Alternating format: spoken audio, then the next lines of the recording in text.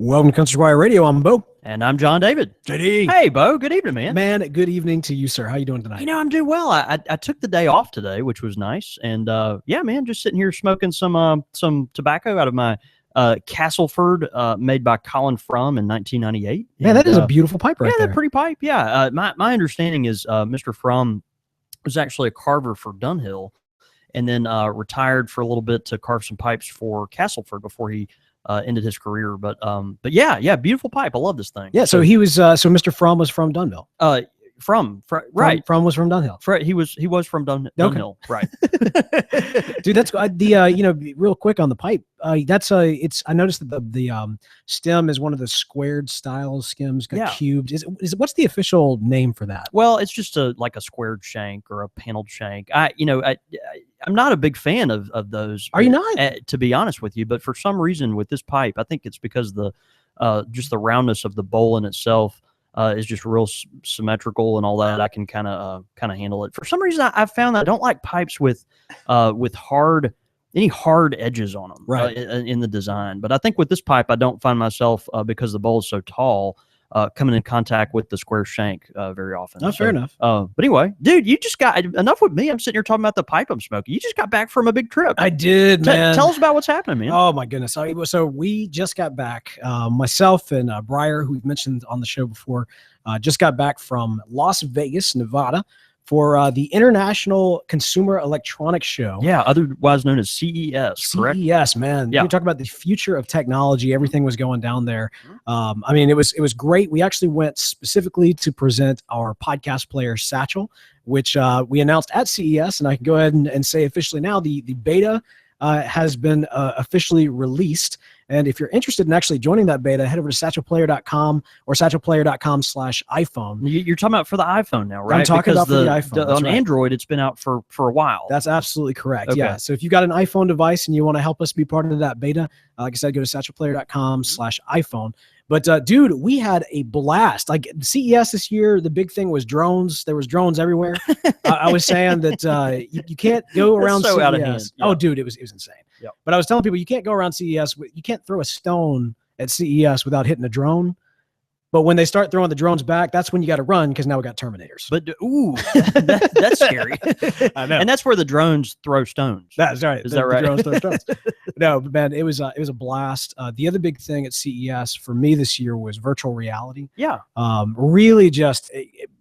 I've never done the Oculus thing. You know what I'm talking about with the Oculus? I'm not familiar with that. All right, this is, you see these things, these video game players where like they cover your entire head. Yeah, and so I know Google came out with that thing that's like a cardboard box on your face and all that. Right. Yeah, okay. That's kind of the thing. And, I've always seen that kind of from afar, but this was my first time experiencing it. They had, and I posted this to the Magnolia Pipe Club. I may have to post it, if Breyer will allow me, I'll post it to the Country Squire Radio Facebook page. Yeah. They had this contraption.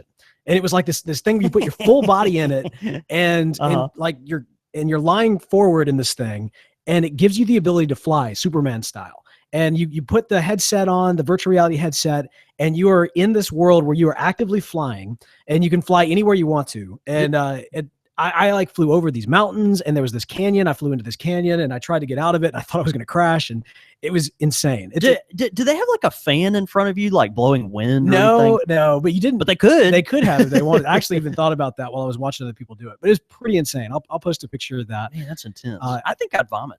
For me, man, the big thing that I don't think I could handle it. The one thing I was really interested in is virtual reality as it pertains to audio. Because there was a big kind of push this year for 3D audio and a three-dimensional audio experience. There was one that I found really particularly interesting where you sat down in a chair, and it was just an office chair that spun 360, and they put the headset on you with the earphones. And when they turn it on, the experience on, you're sitting in the front pew of a church, and there's a woman right in front of you, and she's playing piano. It's just beautiful music, and you can hear the music in front of you. You can hear it echoing off of the rafters behind you. Wow. And you turn your head, and you can look anywhere in this church and see everything, like the shadows react and everything. You feel very immersed in the space. That's wild. Plus, as you're turning your head, the source of the sound stays in the same place. That's wow. Which was incredible. Yeah. And then there was that. And then the same demo, but a different experience was you were in this room, and it was this old room. There was a coal fireplace that was lit in front of you.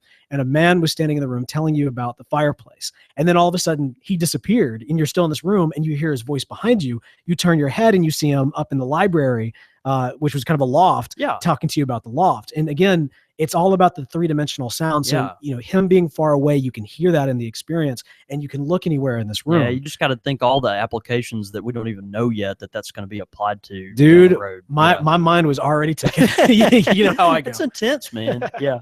It was incredible. But I did think about the fact, like, man, with this technology in a very real world scenario, people could theoretically this time, even next year, be experiencing the Country Squire radio show like three-dimensionally. We always say it's like they're sitting here. Absolutely. Using this technology, you could literally be like sitting here in the sense that you hear us, we're talking. You're talking. And it's not just that YouTube flatness. I mean, it's three-dimensional. You can look everywhere.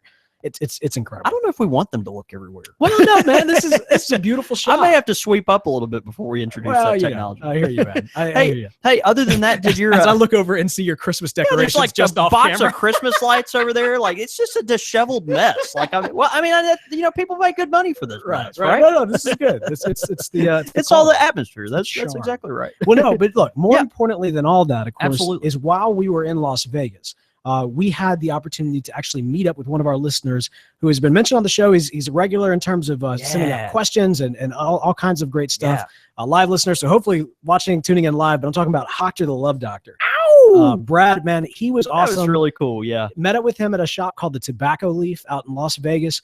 Really beautiful spot. He actually gave us some goodies. Look at this, man. He gave us this Sleepy Hollow blend from Strauss. I think I'm pronouncing that correct. Strauss Tobacconist. Okay, and then also Wenceslas. Cincinnati. Yeah, and so both of these are holiday blends. The Sleepy Hollow in particular, as soon as I smelled it and tried it, I was hooked. Now, and this Wenceslas, is this an aromatic or is it? They're both very aromatic. Yeah, smell that Wenceslas. You can't. You said Wenceslas, right? It's Wenceslas. It's Good King Wenceslas. Good King Wenceslas went out on the feast of Stephen. Something snow went round about. You're saying it wrong. It's okay. I'm saying it wrong. Do you know our friend that moved to Portland or Seattle recently? Yeah. We had a great bar in town open up not too long ago called the Apothecary. Yeah. Oh yeah. And our friend, his initials are JW. He's one of our best friends, and he was part of our men's Bible study, and just love him. He was my neighbor. But JW could not say the word apothecary. And every single time it turned into the apothecary. And then when he would get around other people, they would also talk about the apothecary, but it would kind of convert into the apothecary. Right. And before you know it, it's like this virus that was like spreading. It was like the apothecary virus. Everyone went to the apothecary. Right. It was a thing. Give a whiff to this one, because this is the one that I was blown away by. This is Sleepy Hollow. This is actually, it's a pumpkin vanilla. Seasonal around, as you can imagine, Halloween. Wow, you really can smell that. I've never smelled like anything like it. I mean, and not in a negative way, but it smells like a pumpkin pie almost. Yeah, absolutely. Yeah, very nice. It's a delicious smoke. Great gifts. Really great gifts, man. Thanks so much, Brad. Absolutely. He also turned us on to and I forget the name of it, but a cigar shop that's actually in Caesar's Palace. And Brian and I, on our last night in town, we actually went there with our pipes. We actually asked the bartender if it was all right if we smoked our pipes, given it was a cigar shop. He said that he doesn't know if anybody's ever asked that before. And so he had to ask his manager. Wow. Yeah, I know. Wow. Which means, guys, you guys out in Las Vegas, y'all need to start representing a lot better. Well, and if you're traveling to Las Vegas, represent. Yeah, I'd be interested to know what the pipe scene is like out there. I've never been to Vegas. Man, we had Hoctor's got a great perspective on that. We had a great little chat about where the pipe community is, where the pipe community has been, and possibly where it's going. And just a great guy to hang out with. So Hoctor, man, thank you so much for being so hospitable. We really had a great time, and also showing us where the best Greek food in Las Vegas is. Wow. Yeah. There are Greeks in Las Vegas? Man, there's everything in Las Vegas. Well, of course there are Greeks. There's like the Parthenon. Well, I don't know if that's out there, but I know the Eiffel Tower is. All right. So I know you want us to jump right into the show, but we can't without making mention of the fact that last week was Mr. John David Cole's birthday. Someone got older. Oh man, so this puts you at what, 52? Yeah, is that right? It definitely in spirit. Yeah, it was. I'm 32 now, but I've heard many folks say I'm the oldest young person they've ever met. In their man, lives. you're an old soul. I think there might be something to that, but yeah, man, it was my birthday, and yeah, it was a good one. So. Well, good. Well, I was upset that I was not here for it, so we'll definitely go out for beers and celebrate right this coming weekend. It was good. Sure. Got a lot of great wishes from some of our folks, and yeah, I was thoroughly embarrassed by many Facebook comments, but yeah, it was good. Good. So, it's not a proper birthday unless you're embarrassed by the Facebook comments. All right, man. Well, we do have a wonderful topic today. Of course, we are doing a tobacco talk. Ow. Now, if you are not familiar, this is actually a series that we do on this podcast. We've done it periodically. We want to try to get to the point where we're doing it once a month, but typically it's about once every other month or so. And we take a look at two different tobaccos, one tin and one that's actually right from the Country Squire. That's right. And so what have you got for us today? Man, I'm really excited about this matchup we've got today. A couple of different tobaccos to bring forward. This one from our friends at Mac Baren, this is the HH Pure Virginia. It's hot pressed pipe tobacco, and it's in just a beautiful square tin, kind of typically what you'd expect from the folks at Mac Baren. I thought we'd pair up a couple of Virginia tobaccos tonight just to kind of give a little perspective. This one, it's a newer thing from Mac Baren, really nice. This was actually given to me by our friend Mr. Levine over Magazine over at Mac Baren in Sutliff. But anyway, I'll read the back of the tin. It says, a blend composed of both air-dried and flue-cured Virginia tobaccos. HH Pure Virginia is 100% Virginia tobaccos from regions with the highest reputation for growing the finest Virginia leaf in the world. Like all tobaccos in the HH family, this blend has no top flavor and only minimal casing used in order to put the natural tobacco taste in front. You will experience the natural sweetness from the Virginia tobacco. And by the way, the state of California apparently thinks this is from the devil, right? So yeah, I really love this tobacco, and I've kind of had to go back and forth, almost kind of with an internal fighting with this tobacco. When you're exposed to something that you like, but you just can't place, and you feel like it ought to do this, but it does this thing instead, and so. I don't know. I've gone back and forth on like what category I put this in, and what I compare it to, when I would enjoy this more than others, and it's really funny. This is kind of where I've landed. If some of our brighter flake tobaccos are going to be more like let's just say like a Stokeby Luxury Navy Flake, or a Orlet Golden Sliced, or something that's more of a brighter Virginia flake. This is going to be, it's certainly lots of beautiful Virginias that are, they're light ones in nature, but this one doesn't have the kind of sharp sweetness that those have. This one is more of the best description I've come to, Bo, is that if those other Virginia flakes are white wine, and this is also a white wine, the other ones are going to be kind of like a fruity white wine. Okay. And this is going to be a buttery, oaky Chardonnay. Huh. And I really do think that stands up well when you smoke these blends. It's fascinating. When you smoke a Orlick or a Vowen, or just a host of other Virginia flakes. Those are just the two that come to my mind right now because I smoked so many of them. The Stokeby Luxury Navy. I think of citrus and sharp sweetness to them that not intensely sweet, but just enough sweet to kind of feel that orange or citrus or hay-like texture. With this, you're getting more of those, instead of the high tones, kind of some of those medium tones, which I think is really interesting. Well, I noticed like the tin note is pretty, like it's not very intrusive. And you almost don't get anything from it. Yeah, it's very, very subtle. I'm gonna let you smell it in this jar here that I've put most of the tobacco in.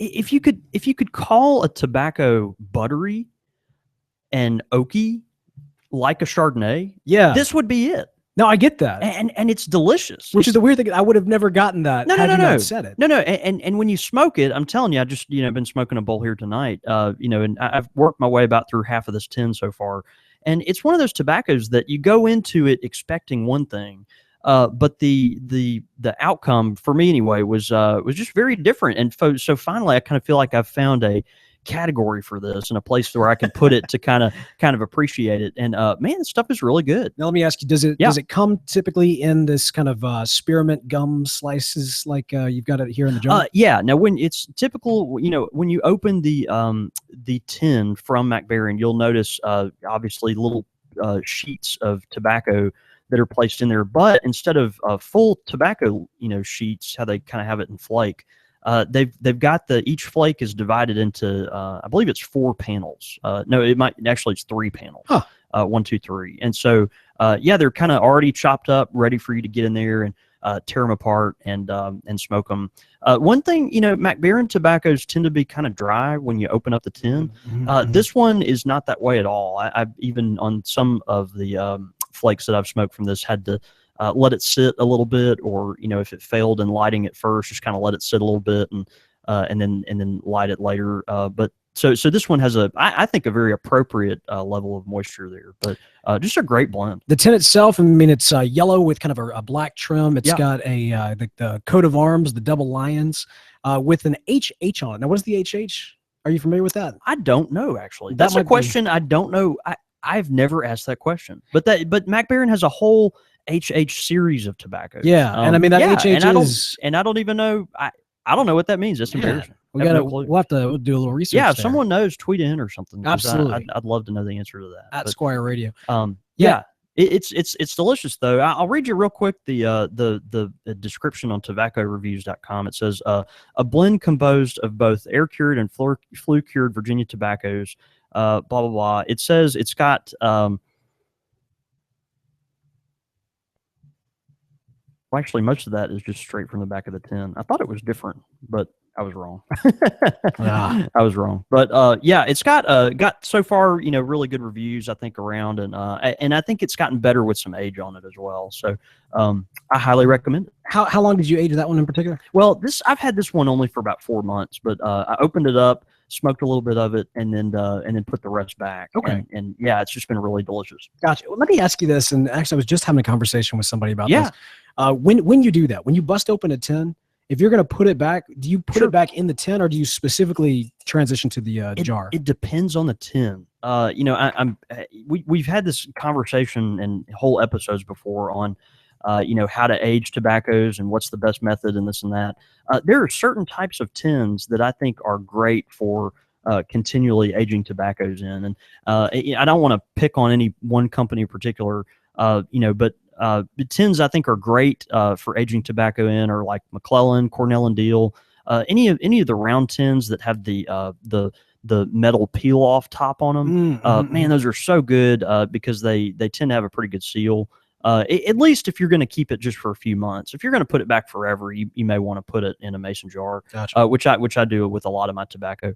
The metal tins that tend to be shorter and more, a lot of them are round and kind of screw on. And also the flat flake tins. I tend to not put those let tobaccos age in there because they're just not really they don't seal well. They just don't seal well. Fair enough. So that's my experience. All right. So that was Mac Baren, Pure Virginia. Yes. And next up, we have got from the Country Squire a new tobacco. A brand new tobacco. A brand new tobacco. All right. And we were excited to do this. This actually has a story behind it. Is this the controversial one? It is. Okay. Yeah. We recently, and when I say recent, I guess in November of 2015, had a long smoke competition here at the shop. Which you actually did pretty well in. I did all right. I did far better than last year. I did better than my time when I was in New Orleans. So it was a good show. Yeah. We had a good time. Although it was really rainy that night. It was. Yeah, it was really. Gosh, that was actually a gross night. Yeah, I'm remembering now. You actually had a tent on the front of the store and the back of the store. In the back of the store, they were selling pops and actually popsicles. Right. And then up front, they actually had. I think the idea was just that people could hang out there, but it was raining down so bad that a wall of water was coming down between the inviting tent and the shop. Let's be honest, it was a complete disaster. It was rough. As far as the rain goes, but everyone had a good time and lots of good stuff. Our friend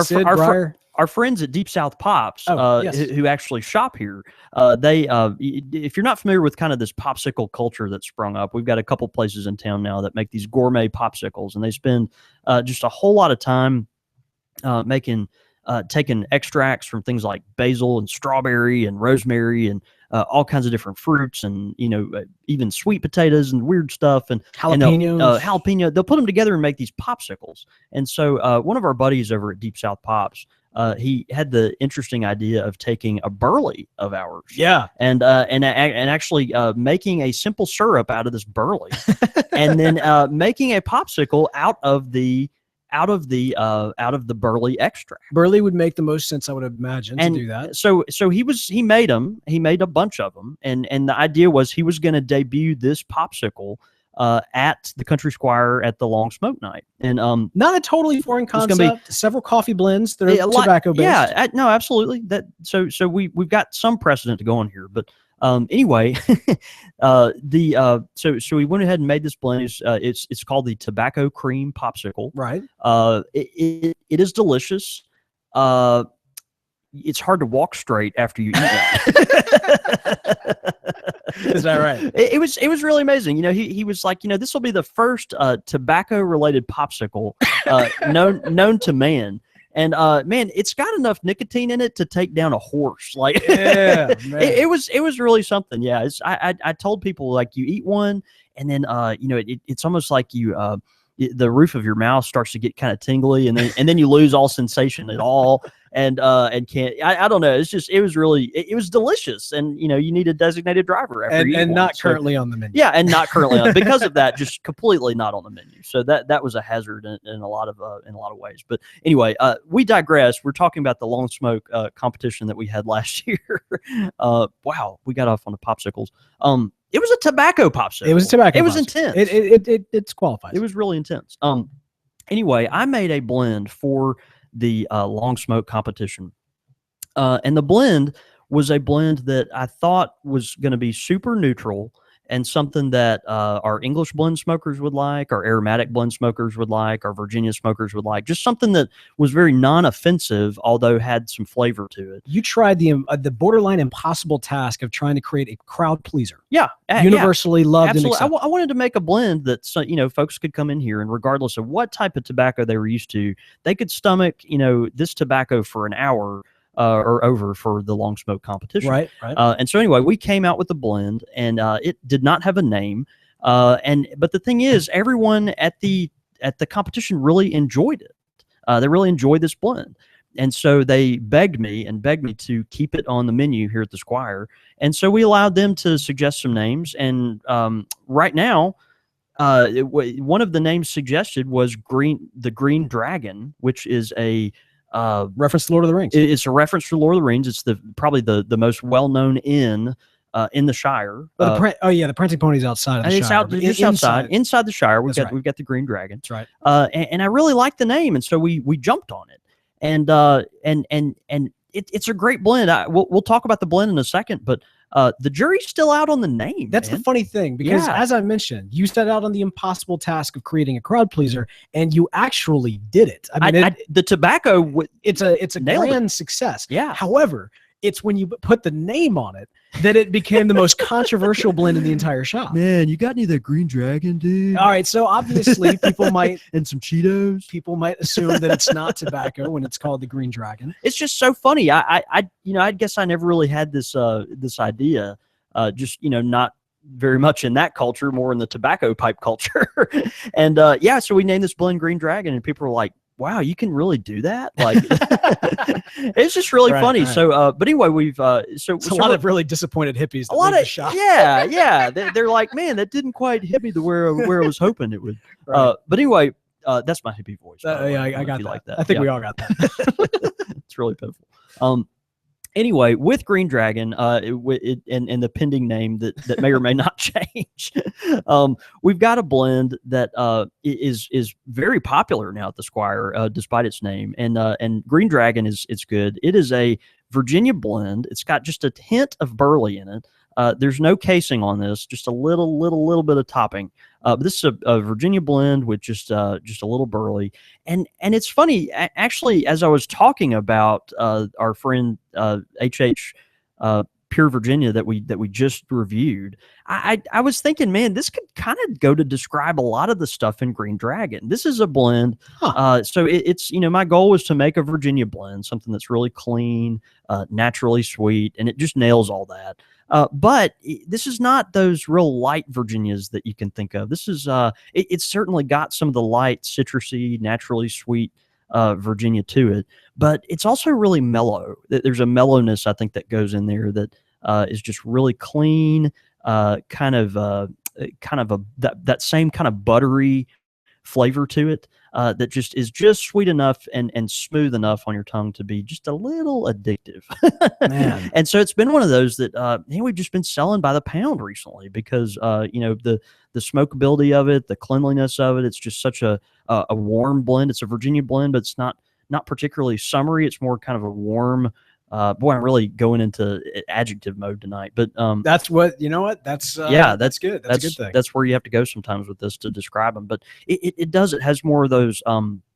If a Virginia tobacco were going to have as close to a leather note as it could be, I think both of these tobaccos nail that. And so it was fascinating. Even after I got these two kind of paired up in my mind, I was like, man, they kind of have a lot of similarities. But the Green Dragon's great. Not a flake, obviously. It's a blend of ribbon cut tobaccos, and when you look at the blend, it's certainly you'll see some darker leaves, just a little bit of stove stuff in there, some lighter leaves, some reds, quite a bit of yellow, and then just that hint of burley in there that's kind of lurking around. Of course, burley is lurking everywhere, really. Yeah, right. It really is. It lurks, and we're for that. But like a dragon, like a dragon, like a green dragon.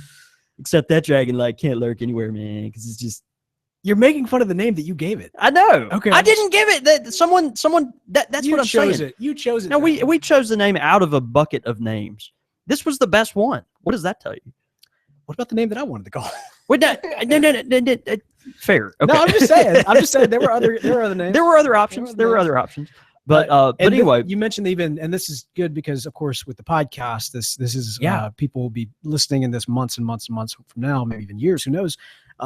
And Green Dragon, what is the likelihood that Green Dragon will remain Green Dragon? Well, it's right now it's probably 50-50. Okay. Yeah, we've had enough pushback on the name to suggest that we might think about where that's going. But the blend is here to stay. All right. And we will designate, if we do rename it, we will designate a successor name so that everybody knows. Right. Okay. All right. Just making sure. But it's been a hit, and we hope all of you try it. And that's interesting. As we sat here tonight, and I was kind of mentioning this, I think the commonalities between the Pure Virginia and the Green Dragon are pretty nice. I like those. As you've got those clean Virginia tobaccos, but it's more that medium tone, not dark, not super rich, but kind of in that middle, kind of an oaky flavor. I don't know. They're really nice. I had to tell you, once you open up that Green Dragon, man, it's calling to me. I'm really it's like, oh man, it's filling the room. So it's a beautiful thing. No, very nice. I'm closing it up. Closing it up.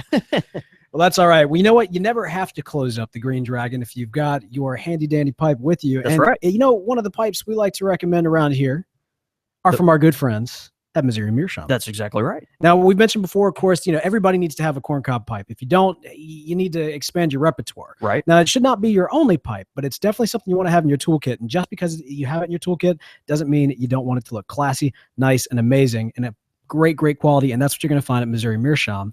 Now, we talked last week, first time around, talking about their Cobbett pipe series, and we talked about the Wizard, which, of course, a massive church warden pipe. That's right. Bringing it a little bit smaller, but not that much. Yeah. They've got another in the Cobbett series referred to as the Elf. The Elf. Absolutely. Now, I'm curious about this because, of course, I've seen all of the Cobbett pipes, but this one, the stem and specifically specifically the stem kind of it jumps out at me because it is a long, would you call that a church warden?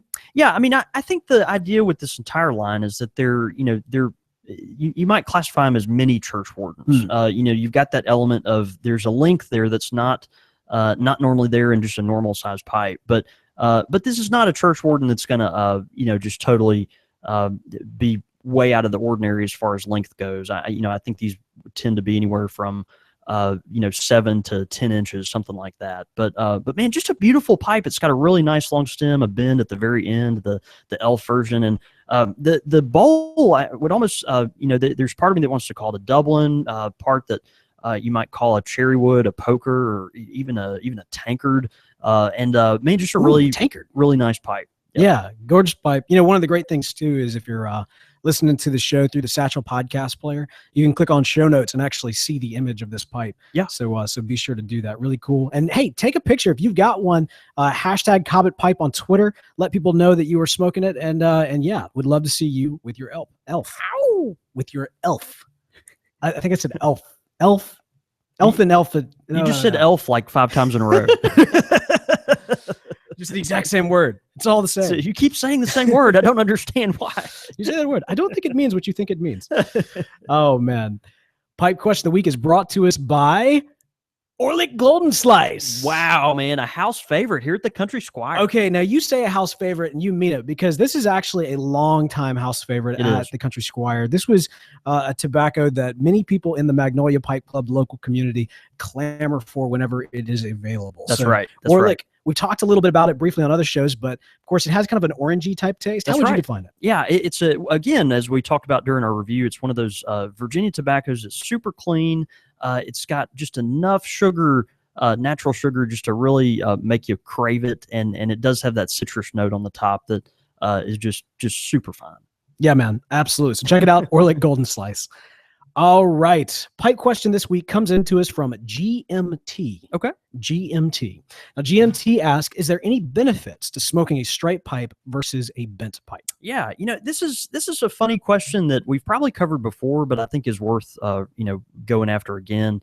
It's one of those that, a new pipe smoker is going to come in and ask every single time. And so GMT, you may be a new pipe smoker, and I totally understand that. Folks come in and they look at our wall of pipes over here and see so many different options, and they're like, well, which one do I pick? There's bent and straight and rusticated and smooth and, just a little order. Most of it is personal preference. I think we've talked about before the bent pipe, being able to clench that pipe in your mouth a little easier than a straight pipe. Okay. Mm-hmm. And think about it in your mind. If you're kind of newer to the pipe world, the bent pipes do have, you kind of have gravity helping you out there a little bit. So, as the pipe exits your mouth, it immediately starts falling down. And so, you don't have to bite harder on it to hold it up like you do a straight pipe. A straight pipe, you have to bite harder, just to leverage that whole bowl back up, so that it's where you can smoke it. So bent pipe's a little easier to clench. I personally find that straight pipes tend to smoke drier, because I don't really have my saliva kind of rolling downhill with the straight pipe and kind of pooling up down there at the bottom. Interesting. And so it always tends to be easier for me to clean a straight pipe during the smoke and then after the smoke. If I need to run a pipe cleaner through there really quick just to get out some excess moisture, and I just don't really find it collecting as much moisture or getting pipe gurgle during the smoke itself. So again, personal preference. Tobacconists will tell you, and I love this fact. I don't know where this came from or why it changed, but if you look at pipe smoking over the 20th century, and we've discussed this on the show before too, up until about the 1980s, everyone smoked a straight pipe. Huh. I mean, they were just everywhere, man. Like you look at any picture with multiple pipe smokers from the 20th century, and the vast majority of those pipes are going to be straight pipes. And you think about all the big names in pipe smoking, most of the pipes you would catch them with, whether they be William Faulkner or Albert Einstein or Frank Lloyd Wright, even Gerald Ford. A lot of these folks smoked straight pipes primarily. You'll find them with pictures with bent pipes, but primarily they were straight pipe smokers. And then somewhere in the 80s and 90s, this started changing. Yeah. And I don't know why the straight pipes kind of went out of vogue, but now, as a retailer, like when I order pipes, and I know we've mentioned this before too, when I order pipes, I have to order out of every 10 pipes, I have to order 8 bent pipes. Is that right? Yeah, because I just know the straight ones will sit here. And it's funny because the straight ones are the ones I always go for. Yeah, me too. That's odd. It's really, really strange. So, so I think a lot of that has to do with just stylistic, people's, idea of kind of what they're looking for in a pipe, the idea they have in their mind of what a pipe looks like. But there again, I think most of it's preference. The advantages of bent or straight are, in my opinion, are going to be mostly, the how they feel in your mouth, and then also, the collection of moisture. For me, I just think a straight pipe looks better, so I smoke them. There you go. I like it. Would you say in terms of the ease of smoke, it has more to do with the length of the stem rather than the shape? I could see that. Yeah. I mean, I think the length also plays a big part of it. Yeah, further to go. Yeah, further to go, but then also at some point it just becomes unwieldy. If a pipe is super long, if a pipe is straight and really long, like most of our Canadian style pipes, sometimes I can have trouble with that. But then there again, my favorite pipe is a Bing's favorite. I smoke my Bing's favorite all the time, and they're for the most part straight pipe with a long shank. So Anyway, I hope that helps. It's I think you pick out the one that calls to you and buy it. Go from there. All right. Well, great question, GMT. And hey, if you've got a pipe question of the week that you'd like to send it in at csr@podastery.com. All right. Quick fire questions. Bring the heat. Man, Morton Sendevi working through this list he sent us, man. Are you ready? Yeah, bring it. Still or sparkly? What? I think he's referring to like wine. Right. Still? Or a beverage, right? Or a water. That's an Italian thing.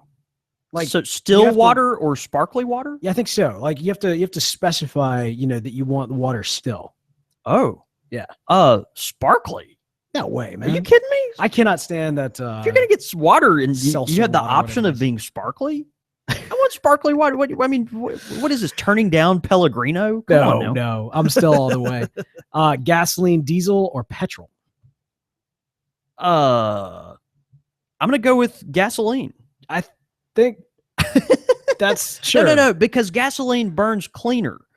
I think, someone correct me if I'm wrong, but I think diesel is more efficient, but gasoline burns cleaner. Okay. Now, what I just said may be completely unscientific and might even contradict itself. But that is what immediately comes to mind. All right. Well, I'll go with you because I don't know any other way.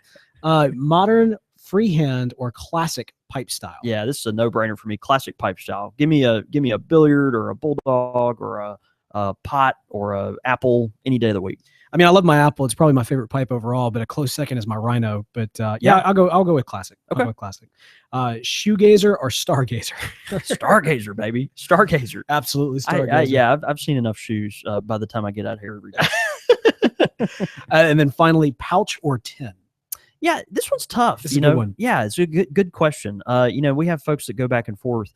I'd have to say I'm a pouch guy. Yeah. I do have the wonderful privilege of getting to blend most of the stuff that goes in the pouches here at our shop. Sure.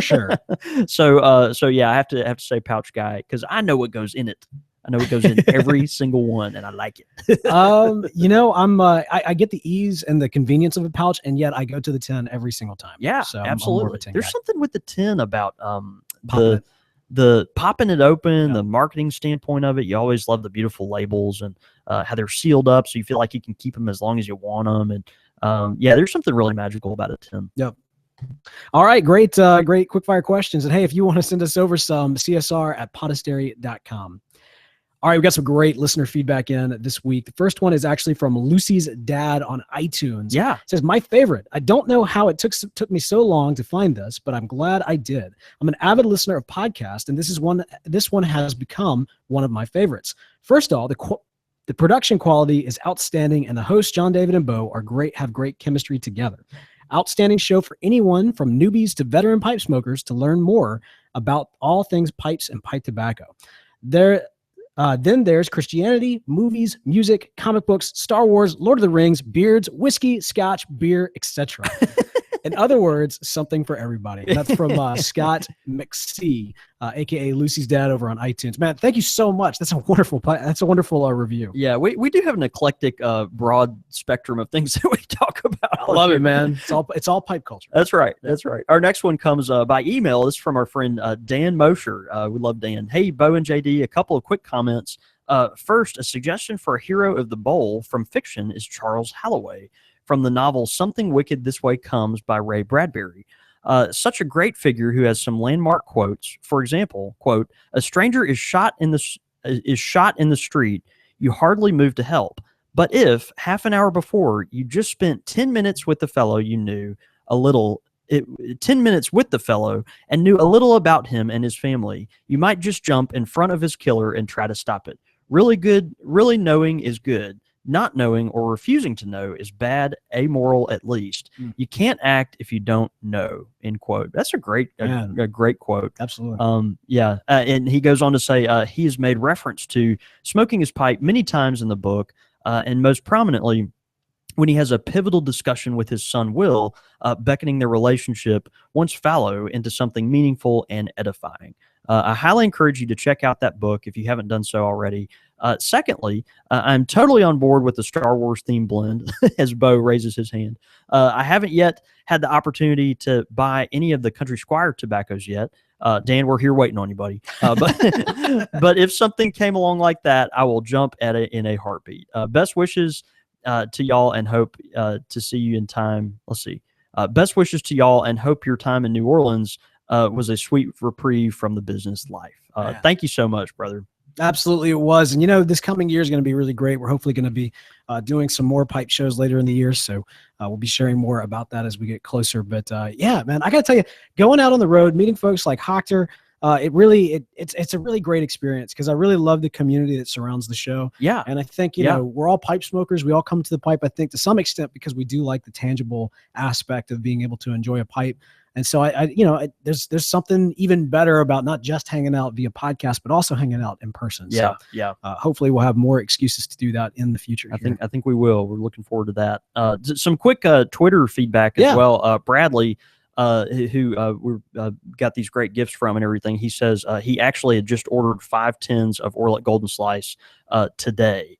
And so, we're not alone in loving our one of our favorite blends here. Pappy Joe says that let's see. Pappy Joe says that at the Real Bo York likes virtual reality. Too bad he doesn't like actual reality. That's not true. I love actual reality. Just give me a hard time. And our friend Portland Paul at the _subcon, he says diesel emits less hydrocarbons. I don't know what a hydrocarbon is, but sounds like the fact that there's less of them is a good thing. I know that none of them go in any Country Squire tobaccos.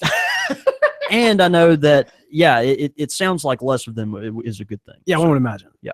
Great stuff.